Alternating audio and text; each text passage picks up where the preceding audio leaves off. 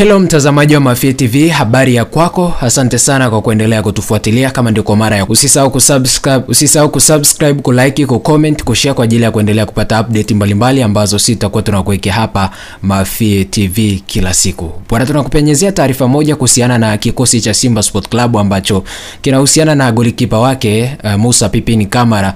Ni bwana, kwa kitendo cha Simba kushinda ushindi wa bao 5-0 kimemfanya kipa namba 1 wa kikosi cha Simba Musa Kamara kujihakikishia tuzo kipa bora msimu kwa kufikisha clean sheet 18 ambazo zimeweza kufikiwa na Djigui Diarra pekee ambaye anaweza kufanya washindi wa tuzo hiyo kuwa wawili msimu huu. Hata hivyo ni kama Diarra ambaye ana clean sheet 16 hata ruhusu bao katika mechi 2 zilizobaki, na Kamara akashindwa kutokuruhusu bao katika mechi 2 zijazo.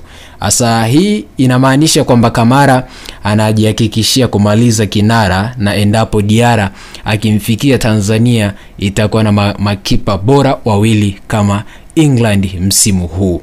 Bwana, hii ni kutoka ndani ya vikosi viwili vya Simba na Yanga ambao wao wanaelekea mwishoni mwa msimu 2024-25 kwa ajili ya wao kujiandaa na msimu 2025-26. Usisahau kusubscribe, kulike, kucomment, kushare kwa ajili ya kuendelea kupata update mbalimbali ambazo sitakuwa tunakuwekea hapa ndani ya Mafia TV.